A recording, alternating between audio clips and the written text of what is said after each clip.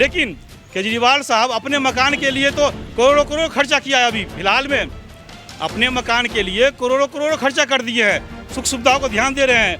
और हम गरीब आदमी जो इतना मेहनत से केजरीवाल साहब को सत्ता में लाए हैं, गरीब आदमी, उसके लिए केजरीवाल साहब कुछ नहीं देख रहे हैं।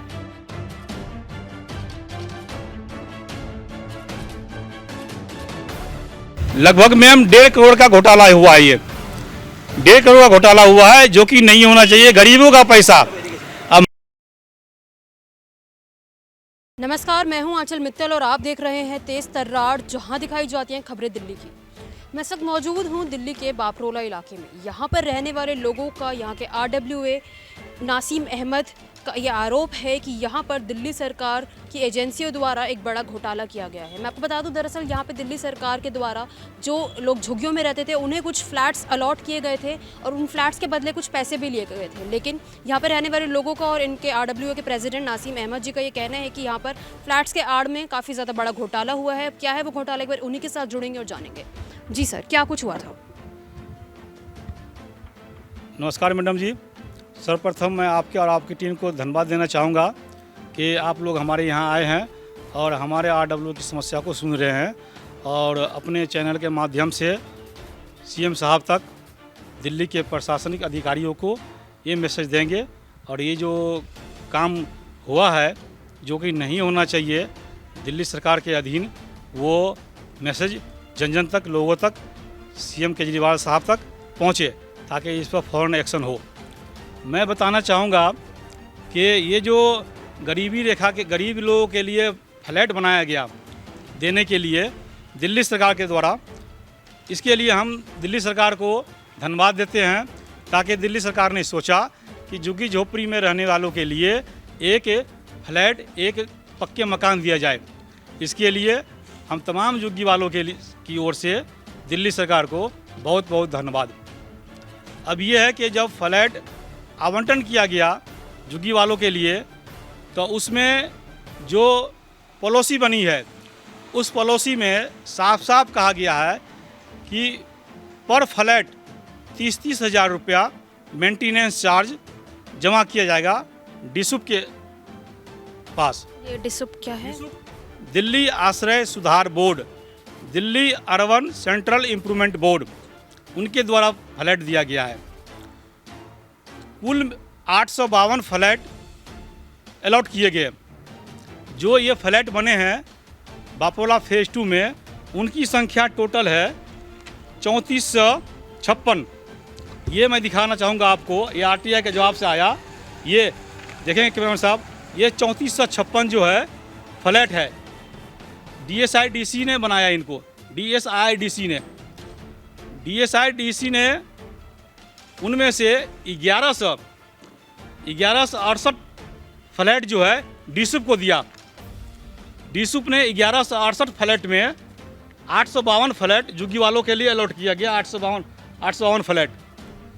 इस हिसाब से 30-30 हज़ार रुपये जो लिए गए मेंटेनेंस के लिए, 2,55,60,000 रुपया होता है। 2,55,60,000 रुपया हम लोगों ने दिल्ली आश्रय सुधार बोर्ड के पास 5 साल के लिए जमा किया। मेंटेनेंस 5 साल की थी? 5 साल की थी। उस पॉलिसी में ये कहा गया है कि 5 साल के बाद मेंटेनेंस का जिम्मा हम RWA को सौंप देंगे। क्योंकि देखा गया है झुग्गी झोपड़ी से आए हुए लोगों को जो है उतनी नॉलेज नहीं है, इसीलिए हम 5 साल इसको दिखाएंगे करके काम, उसी हिसाब पे RWA काम करेगी। अब जब मैंने पूछा कि भाई अब तक कितना खर्चा हो गया, तो इन्होंने बताया नहीं डिसुप ने हमें। फिर मैंने एक RTI लगाई, RTI से जवाब मांगा, जवाब नहीं दिया गया। फिर मैंने दूसरी RTI लगाई, उसका भी जवाब नहीं आया। फिर हमने CIC में प्रथम अपील डाला। प्रथम अपील के तहत इस पर सुनवाई हुई और लॉकडाउन के दरमियान ऑडियो कॉल से हमारी बात हुई सेंट्रल इन्फॉर्मेशन कमीशन से। तो वहाँ से फिर सुनवाई के बाद जो जवाब आया, उस जवाब चौंकाने वाली है। उस जवाब जो आया, उस जवाब में RTI के थ्रू ही जवाब आया था? RTI के थ्रू जवाब आया मैम। ये RTI के थ्रू ये जवाब आया है, ये खर्चा हुआ है। ये देखेंगे, ये खर्चा है। सेकेंड पेज ये है, ये खर्चा है, ये जो दिया गया है। इसमें दिया गया है कि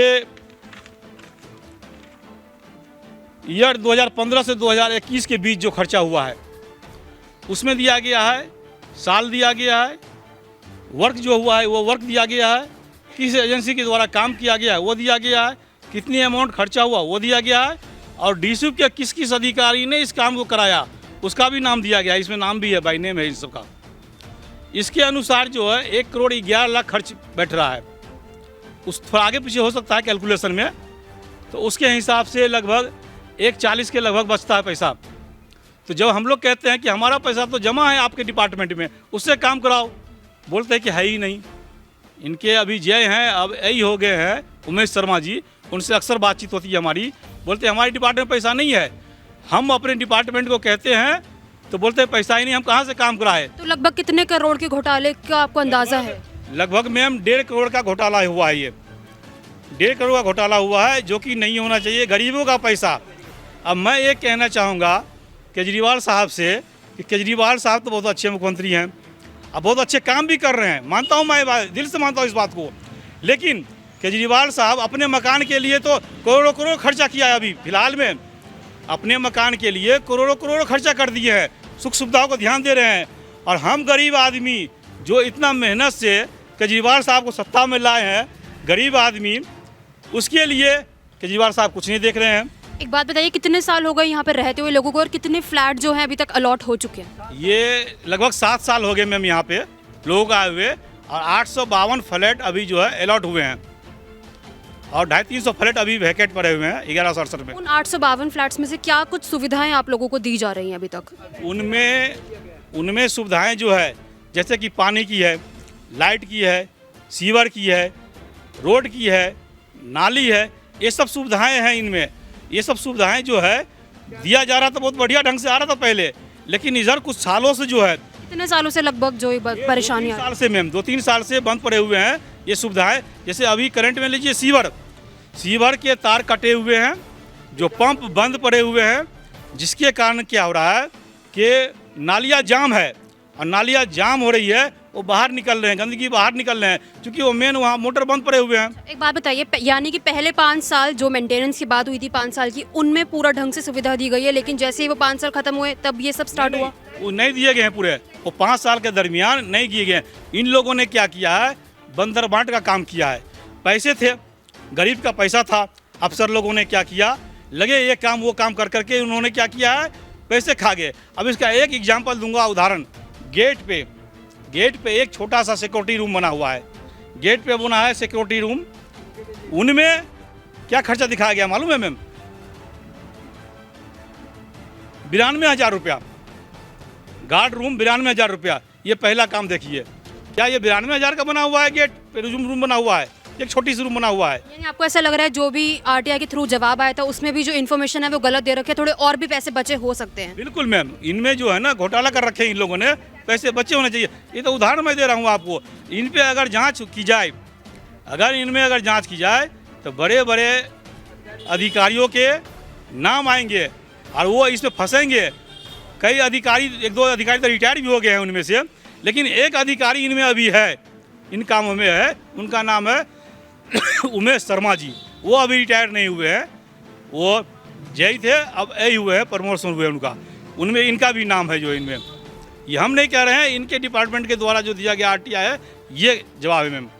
तो हम तो ये चाह रहे हैं कि हमारा काम हो, गरीबों का काम हो, और जो हमारे यहाँ जो फ्लैट में जो ये नाले पर जाम पड़े हुए हैं, 4थी मंजिल पानी नहीं आ रहा है, कम से कम वो आए। मोटर कई साल से पड़े हुए हैं, मोटर के पावर कम है, प्रेशर नहीं आ रहा है, 4थी मंजिल पानी नहीं जा रहा है। इलाके के विधायक कौन है? हमारे इलाके के विधायक हैं महेंद्र यादव जी। उनकी तरफ से कुछ सुविधा नहीं दी जा रही, इन सब चीज़ों की शिकायत आपने उन्हें की? उनसे शिकायत की, एक बार हम लोगों ने रोड जाम किया था, वो आए थे, आ करके लाइट जो है बंद पड़ी थी उसको जुड़वाया गया, लेकिन एक लाइट अभी भी नहीं जुड़ी हुई है, जिसके कारण अभी नाला जो है जाम पड़ रहे हैं और मोटर बंद पड़े हुए हैं। कह के चले गए। इसके बाद विधायक जी को फ़ोन लगाओ तो विधायक जी फ़ोन उठाते नहीं है। अब हम लोग क्या है कि डेली वाले काम करने वाले आदमी है, अब हम लोग कहीं जाने के लिए अपना दिहाड़ी तोड़ेंगे, दिहाड़ी छोड़ेंगे। अब हमारे पीछे हमारे बच्चे हैं, पढ़ाई लिखाई है, परिवार है, तो हम लोग कितना काम छोड़ करके भागेंगे इन लोगों के पीछे। हालांकि वोट के समय, इलेक्शन के समय तो वो लोग आते हैं और ये कहते हैं कि हम ये कर देंगे, वो कर देंगे, लेकिन कर नहीं है। हमारे सीएम साहब बहुत ही अच्छे हैं, पता नहीं क्यों उनको कौन से आदमी ऐसे गाइडलाइन दे रहे हैं उनको कि वो हम लोगों की तरफ ध्यान नहीं दे रहे हैं। सीएम साहब के ऑफिस में कई बार मैंने मेल किया आरडब्ल्यू के माध्यम से मिलने के लिए, लेकिन आज तक सीएम साहब का ऑफिस से मेल का जवाब नहीं आया मिलने के लिए। अभी एक जवाब आया था कि आप इस नंबर पे कॉल कर लो। मैंने कॉल किया, बताया कि कुछ समस्या है, सीएम साहब से मिलना चाहते हैं, तो बोला कि आपके अपॉइंटमेंट नोट कर लिया गया है, जब साहब टाइम देंगे आपको बता दिया जाएगा। ये कई बार हुआ है, अभी तक मिलने के लिए टाइम नहीं मिला। अगर हम लोग अपना काम छोड़ करके सीएम साहब को कोठी पे चले जाए और सीएम साहब हम लोगों से नहीं मिले तो हम लोगों का दिहाड़ी तो गया, हम लोगों की कमाई गई, टाइम बर्बाद हुआ, पैसा भी गया, सीएम साहब मिले भी नहीं। इसीलिए हम लोग चाहते हैं कि सीएम साहब एक बार हम लोग को अपॉइंटमेंट दे दे, ताकि हम लोग अपना काम छोड़ के वहाँ पहुँचेंगे और सीएम साहब से अपनी बात करेंगे, ताकि इसका सोल्यूशन होगा, समस्या का समाधान होगा। बसाने के लिए बसा दिए, सुविधा एक भी नहीं दिए हैं। बसाने के लिए वहाँ से घर टूटने से पहले इतने तारीख से पहले का दस्तावेज चाहिए, राशन कार्ड चाहिए, पहचान पत्र चाहिए, आधार कार्ड चाहिए, इतना अमाउंट चाहिए। वो सारा कुछ हमने दिया, सारा कुछ हमने किया, और आज हम लोगों को यहाँ फंसाने के बाद एक बार देखने भी कोई नहीं आता है कि हम कहाँ यहाँ गंदे। कहाँ पे रहते थे आप पहले? कहाँ पे? पहले मैं कीर्ति नगर में थी। कहाँ से आप यहाँ पर आए थे? आप लोग हम आए हैं। पैसे भी दिए होंगे आपने? हम लोग पैसे भी दिए, दस्तावेज 6 अप्रैल 2009 से पहले का 5 दस्तावेज चाहिए। 5 साल में 5 हमने वोट दिए। दिल्ली के हम वासी हैं, दिल्ली का राशन कार्ड, पहचान पत्र टोटल हमारा दिल्ली का है। तो जब हम दिल्ली के वासी हैं तो हमें दिल्ली में सुविधा क्यों नहीं मिल रही है? सुविधा भी तो हमें मिलना चाहिए ना। तो यहाँ तो हमें नरक में लाकर डाल दिया है, ना हमें पानी मिलती है, ना हमें यहाँ साफ सफाई मिलती है। 6-7 साल आया हुआ हो गया, एक बार कोई यहाँ राउंड भी नहीं लगाए हैं आकर। तो देखिए, इन लोगों ने अपने आरोप हमें बता दिए हैं, उसके बाद हम भी पर इनके साथ जा रहे हैं कि आखिरकार इन्हें सच में वो सुविधाएं नहीं दी जा रही हैं, ये देखने के लिए। तो आइए चलते हैं, और इन्होंने खुद बताया कि ये सबूत हमें दिखाएंगे कि किस तरीके की सुविधाएं इन्हें दी गई है, इतना सब पैसे लेने के बाद भी। स्टार्टिंग कर लो, देखो यहाँ से स्टार्टिंग कर लो, देख लीजिए कैसा नाली का दशा है, कैसा क्या है, देखिए पूरे लेफ्ट। ये बहुत सालों से हो रखा है। हाँ बेटे, पूरे से हो रहा है। उसके बाद में निगम के पास जाओ तो बोलेगा ये नहीं, उसके 1 साल से निगम के पास जाओ तो बोलेगा नहीं, मेरा काम नहीं है। ये नाली देखिए, ये देखो, उधर देखो, यहाँ देखो, देखिए एकदम बिल्कुल ऐसा हो रखा है। बताओ ऐसे में कौन रहेगा? ये देखने की चीज है, ये सामने आप बता, ऐसे में तो जानवर भी ना रहे। हम लोगों को ऐसे जगह पर रखा, सरकार वाले वो साइड के ले लो जी। कह रहे हैं कि ऐसे जगह पर तो यहाँ पर बेटे, ऐसे जगह पर तो जानवर भी ना रहे। ऐसे जगह पर हम लोगों को लाकर फंसा कर धर दिया है यहाँ पर, ना हमें कोई सुविधा है। देखिए ये हम लोग सामने के साथ चल रहे हैं, ये क्या चीजें हैं? ये आपका इंटरव्यू लेने के लिए मैं शुक्रिया अदा करता हूँ जो आप यहाँ पर मौके पे पहुँचे हैं। तो हम यहाँ की हालत खुद देख सकते हैं कि किस तरीके के यहाँ के हालात बने हुए हैं। सरकार ने कई वादे किए थे, ये लोग लगभग काफ़ी ज़्यादा बार जो है इलाके के विधायक के पास जा चुके हैं, लेकिन अभी तक जो है कुछ भी इनको सुनवाई नहीं हुई। और हमने इलाके की हालत खुद देखी कि किस तरीके के यहाँ के हालात है, यहाँ पे किस तरीके से पानी भरा हुआ है। इसके साथ इन लोगों का ये भी आरोप है कि यहाँ पर करोड़ों का घोटाला हुआ है। उसके इन्होंने पेपर्स हमें दिखाए, RTI के द्वारा जो भी पेपर्स इनको जवाब में आए थे उनको पेपर्स भी दिखाए, उसमें से कैलकुलेशन इन्होंने करके दिखाई जिसमें से करोड़ों का घोटाला निकलकर सामने आ रहा है। अब आखिरकार ये घोटाला सच है या नहीं, इनकी ये मांग है कि जल्द से जल्द जो है इस पूरे मामले पे जांच हो और सीएम केजरीवाल सर इनसे मिले ताकि जो इनकी कार्रवाई हो सके। अब आप भी अपनी राय इस मामले में हमारे साथ कमेंट बॉक्स में ज़रूर दें। कैमरा पर्सन जगजीत सिंह के साथ मैं आंचल मित्तल। अगर आपको हमारी ये वीडियो पसंद आई हो तो इसे लाइक एंड शेयर करना बिल्कुल न भूलें। इसके साथ ही हमारे चैनल को ज़रूर सब्सक्राइब करें और हाँ, बेल आइकन भी ज़रूर दबाएं ताकि दिल्ली से जुड़ी तमाम खबरों की नोटिफिकेशन सबसे पहले आप तक पहुंचे।